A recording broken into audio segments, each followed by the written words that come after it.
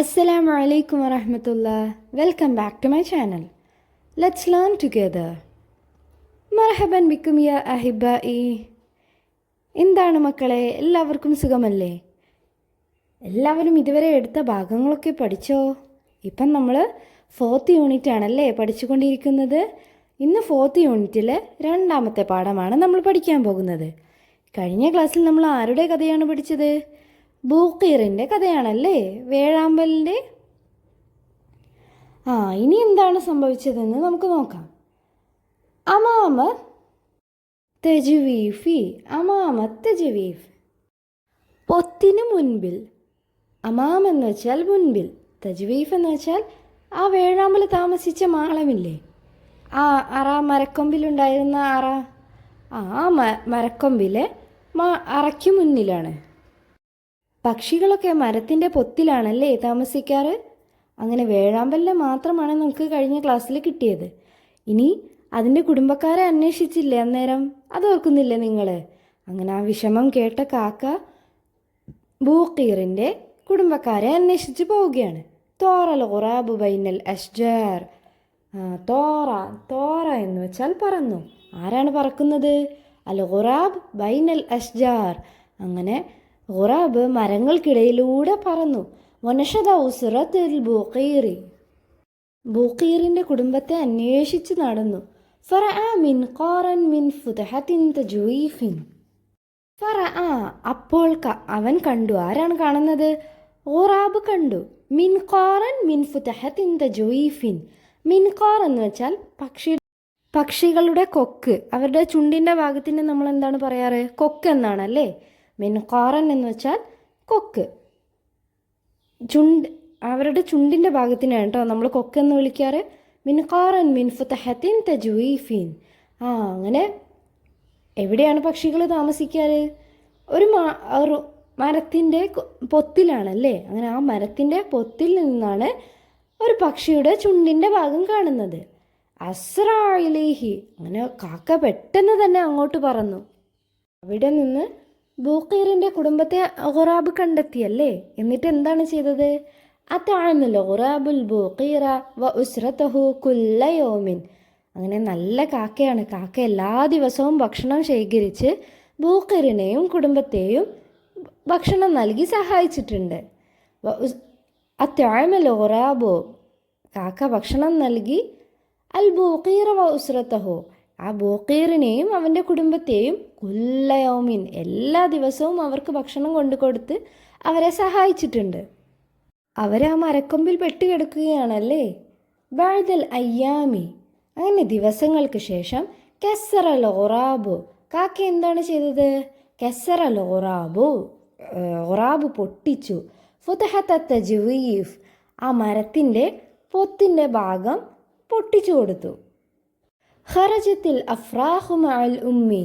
ഖറജ, പുറത്തേക്ക് വന്നു. അൽ അഫ്രാഹ് മഅൽ ഉമ്മി, ആ ഉമ്മയോടൊപ്പം ആ പക്ഷിക്കുഞ്ഞും പുറത്തേക്ക് വന്നു. അങ്ങനെ വേഴാമ്പലിൻ്റെ കുടുംബമായിരുന്നല്ലേ അവിടെ ഉണ്ടായിരുന്നത്. അവർ രണ്ടുപേരും ആ പൊത്തിൽ നിന്ന് പുറത്തേക്ക് വന്നിട്ടുണ്ട്. ആരുടെ സഹായത്തോടെയാണ് വന്നത്? ഖുറാബിൻ്റെ സഹായത്തോടെയാണ് അവർ പുറത്തേക്ക് വന്നത്. തോറത്തിൽ ഉമ്മു വൽ അഫ്രാഹു മഅൽ ഖുറാബി. അങ്ങനെ കാക്കയുടെ സഹായത്തോടെ തോറത്തിൽ ഉമ്മു വൽ അഫ്രാഹു, ആ പക്ഷിയും അതിൻ്റെ കുഞ്ഞും കൂടെ കാക്കയോടൊപ്പം പറന്നുപോയി. ഇനി നമുക്ക് ബാക്കി ഭാഗം നോക്കാം. നഖ്റഉ വ നുലാഹിളു, ഇത് നോക്കി വായിക്കാം. ത്വാറൽ ഖുറാബു ഫൗഖ ഷജറത്തി. ആ ചിത്രത്തിൽ എന്താണ് കാണുന്നതെന്ന് എല്ലാവരും നോക്കിയിട്ട് പറഞ്ഞേ. ചിത്രത്തിൽ ഒരു കാക്ക മരത്തിന് മുകളിലൂടെ പറന്നു പോവുകയാണല്ലേ. ത്വാറൽ ഖുറാബു, കാക്ക പറന്നു. ഫൗഖ ഷജറത്തി, ഫൗഖ എന്ന് വെച്ചാൽ മുകളിലൂടെ. പിന്നെയോ വജിദൽ ഖുറാബുൽ ബൂഖീറ തഹ്ത ഷജറത്തി. വജിദൽ ഖുറാബു, കാക്ക കണ്ടു. ആരെ? അൽ ബൂഖീറ, ബൂഖീറിനെ കണ്ടു. തഹ്ത ഷജറത്തി, മരത്തിന് താഴെ. ഇവിടെ ചുവന്ന നിറത്തിൽ കൊടുത്ത രണ്ട് വാക്കുകൾ ശ്രദ്ധിച്ചേ. ഫൗഖ, തഹ്ത. ഫൗഖ എന്ന് വെച്ചാൽ മേലെ, തഹ്ത എന്ന് വെച്ചാൽ താഴെ. ഇനിയോ ജലസൽ ഖുറാബു അമാമ തജ്വീഫി. ജലസൽ ഖുറാബു, കാക്ക ഇരുന്നു. എവിടെ? അമാമ തജ്വീഫി, ആ പൊത്തിനു മുൻപിൽ ഇരുന്നു. റഅൽ ഖുറാബു അഫ്രാഹ വറാഅൽ ഉമ്മി. റഅൽ ഖുറാബു കാക്ക കണ്ടു അൽ അഫ്രാഹ പക്ഷിക്കുഞ്ഞിനെ വറാ അൽ ഉമ്മി ഉമ്മയ്ക്ക് പിറകിൽ. ഇവിടെ രണ്ട് ചുവന്ന നിറത്തിൽ നൽകിയ വാക്കുകൾ നോക്കിക്കേ. അമാമ വറാ. അമാമ എന്ന് വെച്ചാൽ മുന്നിൽ, വറാ എന്ന് വെച്ചാൽ പിറകിൽ. നമ്മൾ കും ഇജ്ലിസ് അമാം വറാ എന്നൊക്കെ പറയാറില്ലേ? അപ്പം നിങ്ങൾക്ക് അറിയാവുന്ന വാക്കുകളാണ് ഇതൊക്കെ.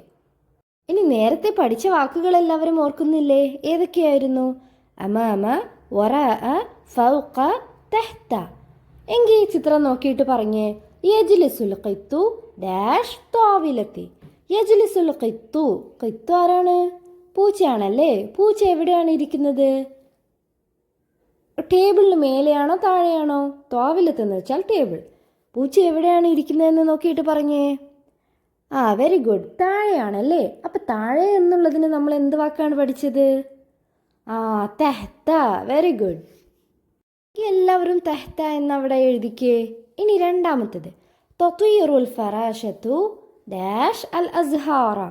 തത്വീറുൽ ഫറാഷത്തു. ഫറാഷത്ത് എന്താണ്? ബട്ടർഫ്ലൈ.